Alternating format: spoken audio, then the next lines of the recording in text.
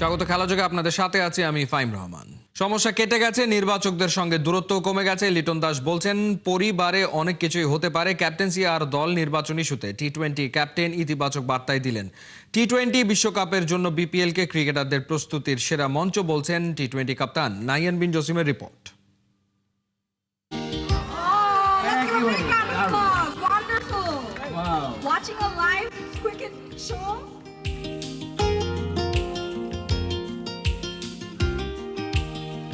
মৃদু ঠান্ডা স্নিগ্ধ শীতের সকাল, দিনটা নিঃসন্দেহে জম্পেশ ক্রিকেটের জন্যে। কিন্তু এমন দিনে কিকব্যাক হাতে মাঠে না, স্ত্রী সঞ্চিতাকে সঙ্গী করে টি-20 কাপ্তান ভিন্ন ঠিকানাতে। খেলার মানুষ লিটন, তাই নতুন ঠিকানাটাও খেলারই জগৎ। উত্তরা স্কলাস্টিকা জুনিয়র সেকশনের অ্যানুয়াল স্পোর্টস ডে। আয়ারল্যান্ড সিরিজের পর এলকিডি ছুটিতে, কিন্তু সেই ছুটিকে ছুটি দিয়ে লিটন হাজির বাচ্চাদের সঙ্গে অন্যরকম একটা দিন কাটাতে।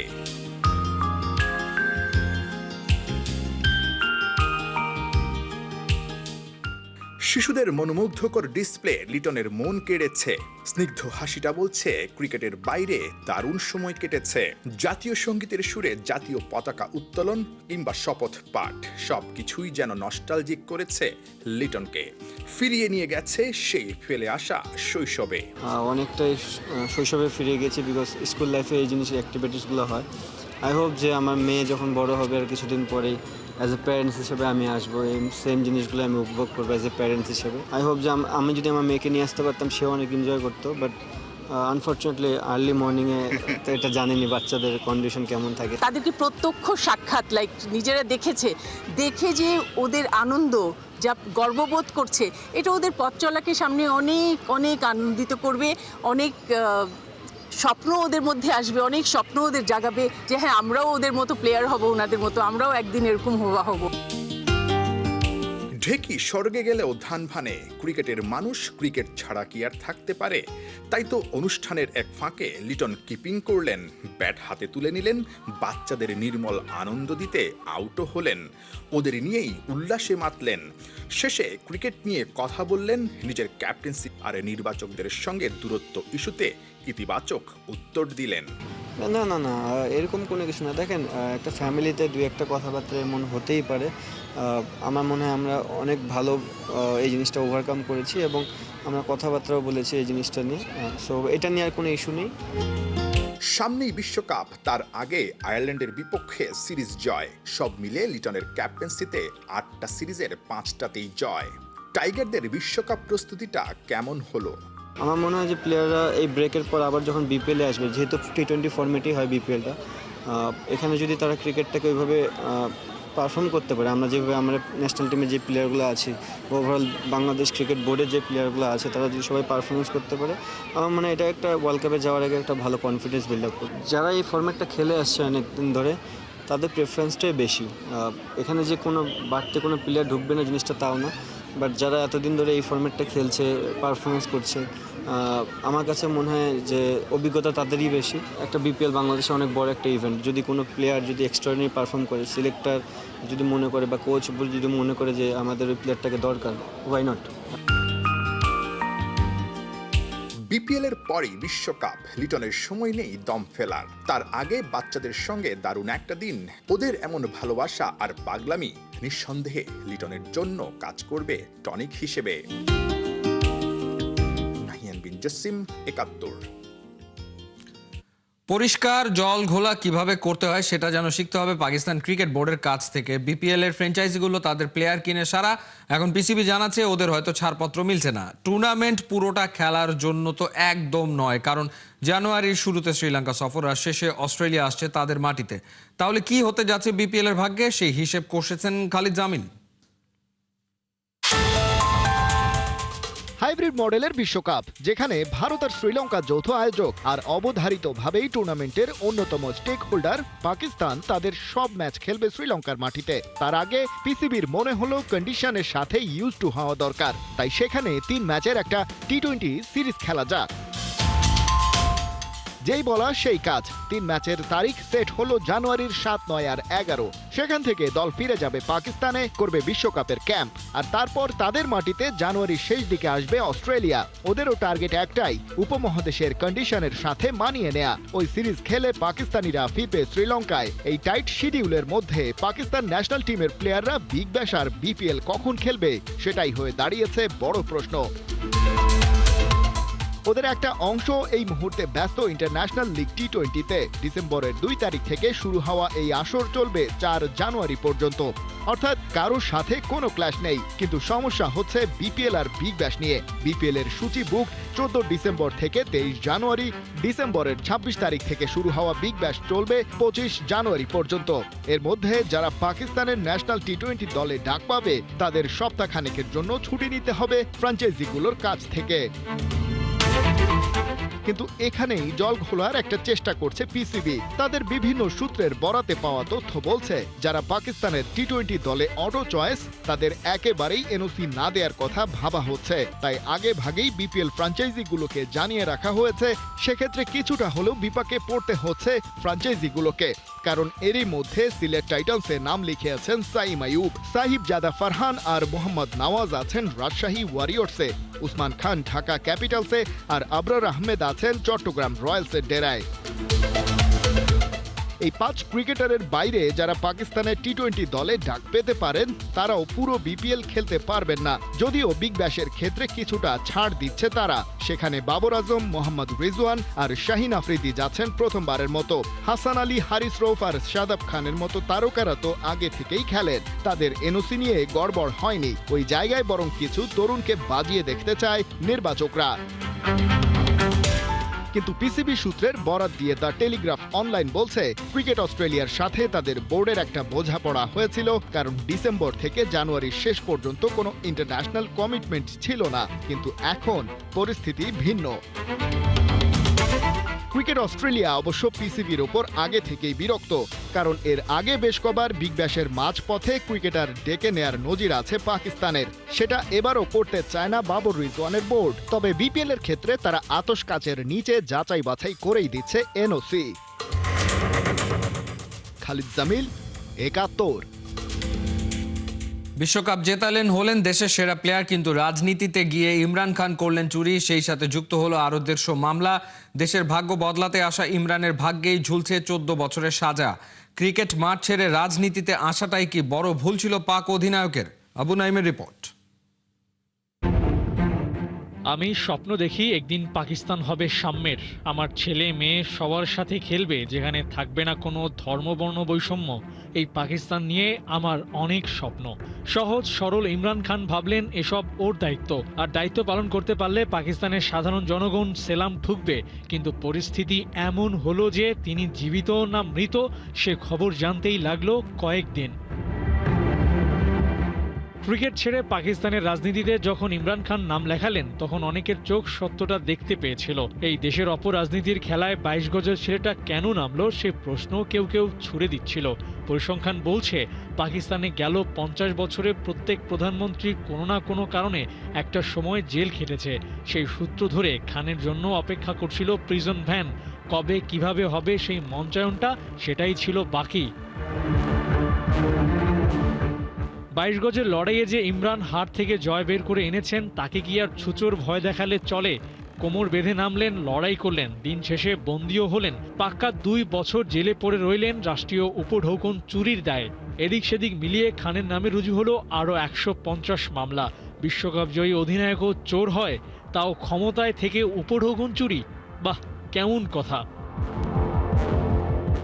পাকিস্তানের জন্য জান দিয়ে লড়ে ক্রিকেট মাঠে ইমরান খান হয়েছিলেন হিরো, আর দেশের জন্য লড়ে হলেন চোর।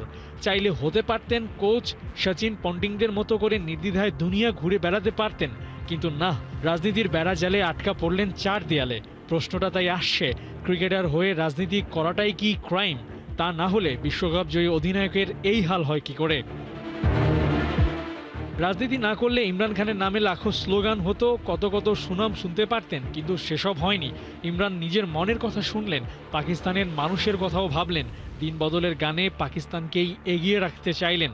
কিন্তু হাল যা হলো তাতে কাউকে উদাহরণ হিসেবে মনে করিয়ে দেয়া যাবে রাজনীতি করলে কি হয় পরিস্থিতি। আবু নাইম, ৭১।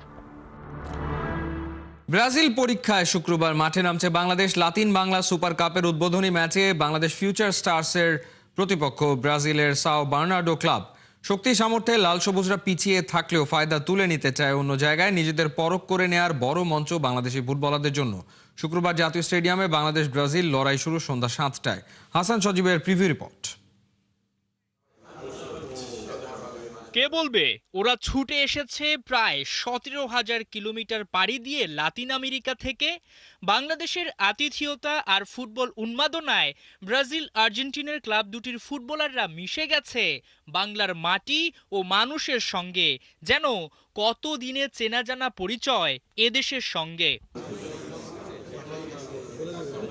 লাতিন বাংলা সুপার কাপের প্রি ম্যাচ কনফারেন্স শুরু হতে কিছুটা দেরি, তাতে অবশ্য খেয়াল নাই আর্জেন্টাইন ক্লাব আতলেতিকো চার্লোনের ফুটবলারদের।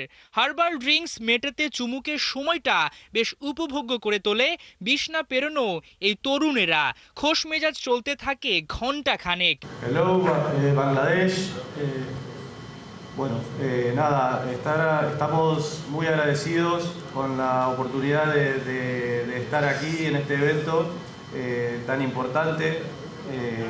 Bueno, sobre todo agradecido con la organización, con MD, con Tiago, Conectar Sport, las empresas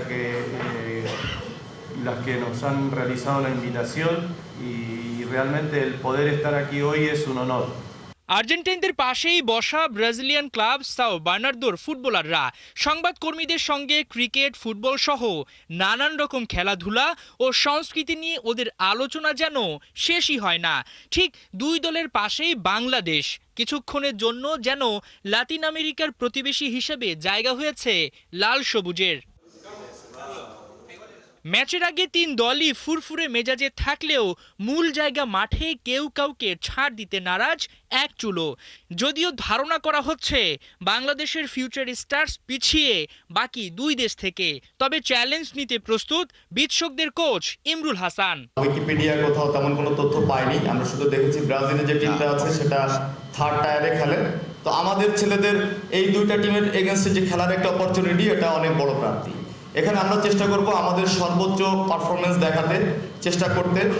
শক্তি সামর্থ্যে ব্রাজিল আর্জেন্টিনা বেশ এগিয়ে, সেটা যে লেভেলেরই হোক। লাল সবুজ ডেরায় প্রবাসীদের পরখ করে নেয়ার এক দুর্দান্ত মঞ্চ। ব্রাজিল পরীক্ষায় শুক্রবার সন্ধ্যা ৭টায় জাতীয় স্টেডিয়ামে উদ্বোধনী ম্যাচে নামবে বাংলাদেশ। হাসান সজীব, ৭১। দেশের ক্রীড়াঙ্গনের ফুটবল আর ক্রিকেটকে আলাদা করে দেখার সুযোগ নেই। ক্রিকেটারদের বেড়েছে বেতন, তবে ফুটবলারদেরও আর পিছিয়ে রাখতে চায় না ক্রীড়া মন্ত্রণালয়। নারী ও পুরুষ ক্রিকেটারদের বেতন বাড়ানোর পাশাপাশি ফুটবলে ভালো মানের বিদেশি কোনো কোচ নিয়োগের জন্য বাফুফেকে বাজেট দেওয়ার প্রতিশ্রুতি দিয়েছেন ক্রীড়া উপদেষ্টা আসিফ মাহমুদ সজীব ভুইয়া। সেখানে যুব ক্রীড়া মন্ত্রণালয় থেকে তারুণ্য উৎসবের যে ফান্ড আছে সেখান থেকে ১০ কোটি টাকা বাফুফেকে দেয়া হয়েছে, এবং আমরা আবারও অর্থের সংস্থান করার চেষ্টা করছি। বাফুফেকে উন্নত মানের ইউরোপীয় স্ট্যান্ডার্ডের কোচ হায়ার করা এবং নারী খেলোয়াড়দের স্যালারি বৃদ্ধি, এই দুইটা খাতের জন্য আসলে কোথা থেকে অর্থের সংস্থান করা যায়, হয় আমরা অর্থ মন্ত্রণালয় থেকে লিখবো অথবা তারুণ্য উৎসবের যে ফান্ড আছে সেখান থেকে সোর্স করে বাফুফেকে একটা ফান্ড দেয়। পরপর দুই ম্যাচে হ্যাট্রিক গোল, তৃতীয় ম্যাচে আরও এক গোল, আর ওমানের বিপক্ষে আগের সব কীর্তিকে ছাড়িয়ে একাই করলেন ৫ গোল। আমিরুল ইসলামের দুর্দান্ত এমন পারফরমেন্সে যুব বিশ্বকাপের মঞ্চে প্রথম জয় পেয়েছে বাংলাদেশ। স্থান নির্ধারণী ম্যাচে ওমানের জালে 13 গোল দিয়েছে বাংলাদেশের প্রতিনিধিরা। এর আগে 2014 সালে জুনিয়র এশিয়া কাপেও ওমানকে হারিয়েছিল বাংলাদেশ। সেই সাথে এখন পর্যন্ত ওমানের বিপক্ষে টানা 7টি ম্যাচে জয়ের রেকর্ড ধরে রাখলো বাংলাদেশ অনূর্ধ্ব 21 হকি দল। তবে ওমান ম্যাচের আগে যুব বিশ্বকাপে বাংলাদেশ খেলেছে সাবেক চ্যাম্পিয়ন অস্ট্রেলিয়া ও বর্তমান রানার্স আপ ফ্রান্সের সাথে। সেই 2 ম্যাচ হারলেও দক্ষিণ কোরিয়ার বিপক্ষে মর্যাদা ড্রয়ে আত্মবিশ্বাস বাড়ে বাংলাদেশের, যার ফলেই ওমানকে পেয়ে রীতিমতো উড়িয়ে দিয়েছে আমিরুল রকিরা। এই জয়ে 24 দলের যুব হকি বিশ্বকাপে বাংলাদেশ নিশ্চিত করেছে 17 থেকে 20তম পজিশন। গোলের পর গোল করে যাচ্ছেন কিলিয়ান এমবাপে। চলতি মৌসুমে রিয়াল মাদ্রিদের প্রায় অর্ধেক গোলই করেছেন ফরাসি এই তারকা। ব্যালোদা অর এখনই থাকছেন এগিয়ে। রিয়ালের ট্রফি আর এমবাপের ব্যালোদা অর দুটো কি একসঙ্গে আসছে? বিস্তারিত আবু নাইমের রিপোর্টে। 1, 2, 3, 4 গুনতে হবে বারবার। কিলিয়ান এমবাপের ম্যাচ সেরা হওয়ার পুরস্কার এখন যেন সবচেয়ে বেশি আলোচনার বিষয়। চলতি সিজনে ফরাসি এই তারকা ম্যাচ খেলতে নামলেই হয়ে যান ম্যাচের সেরা প্লেয়ার। লা লিগা, চ্যাম্পিয়ন্স লিগ 2 প্রতিযোগিতা মিলিয়ে খেলেছেন 20টি ম্যাচ। তার মধ্যে 11 ম্যাচেই হয়েছেন ম্যান অব দ্য ম্যাচ। মাদ্রিদের সুপারম্যানের পরিসংখ্যানটা অবাক করবে যে কাউকে। আর মাত্র 8 গোল করতে পারলে 2025 সালে 70 গোল করে ক্যারিয়ারের হাইয়েস্ট গোলের কীর্তিও করতে পারবেন কিলিয়ান এমবাপে। সুযোগ আছে রিয়াল মাদ্রিদের জার্সিতে পুরনো রেকর্ডটাও ভেঙে দেওয়ার। আর 5 গোল করতে পারলে 1 বছরে রোনালদোর 59 গোলের রেকর্ডটা হয়ে যাবে এই ফরাসির। গোলের ফ্লো যা, তাতে আগামী 5 ম্যাচে এমবাপে আরও 5 গোল করে ফেলতেও পারবেন, ভেঙে ফেলতে পারবেন নিজেরই আইডলের রেকর্ড। এই সিজনে রিয়াল মাদ্রিদ গোল করেছে 44টি, যার মধ্যে 25 গোলই এমবাপের। ওর মতো এত গোল নেই লা লিগায় আর কোনো প্লেয়ারের। যে গতিতে এমবাপে ছুটছেন তাতে লা লিগায় মেসি রোনালদোর অভাব যেন বুঝতেই দিচ্ছেন না এই তারকা। কেবল বাকি আছে একটা ব্যালন ডি'অর, আর সেটিও সময় হলে পেয়ে যেতে পারেন। দল হিসেবে বড় কোনো ট্রফি রিয়াল জিততে পারলে এবারই হয়তো সোনালি রঙা বল হাতে তুলে নিতে পারবেন কিলিয়ান। রিয়ালের হয়ে সময়টা বেশ ভালোই প্লে করছেন। বিলবাওয়ের বিপক্ষে জোড়া গোল করে দলকে 3-0 পর জয়ের স্বাদ দিয়েছেন। ম্যাচ শেষে কোচের তরফ থেকেও মিলেছে বাহবা। শাবি আলোনসো বলেন, কিলিয়ান দারুণ ছন্দে আছে 2টি অসাধারণ গোল করেছে। তার গতি ও ভিনিসিয়াস জুনিয়রের সঙ্গে বোঝাপড়াও খুব ভালো ছিল। আর প্রথম মিনিট থেকেই জয়ের জন্য খেলতে নেমেছিল দল। ব্যালন ডি'অর না, এমবাপের নজর আছে ইউএফএ চ্যাম্পিয়ন্স লিগের দিকেও। পিএসজি ছেড়ে মাদ্রিদে এসেও বহুল প্রতীক্ষিত এই শিরোপা জেতা হয়নি। দেখা যাক মাদ্রিদের ইউসিএল আর এমবাপের ব্যালন ডি'অর এক সিজনেই ধরা দেয় কিনা। আবু নাইম, 71। এ ছিল এই মুহূর্তের খেলাযোগে সরাসরি সংবাদ অনুষ্ঠান। দেখতে চোখ রাখুন 71-এর ফেসবুক পেজে এবং সাবস্ক্রাইব করুন 71-এর ইউটিউব চ্যানেলে। 71-এর সাথেই থাকুন।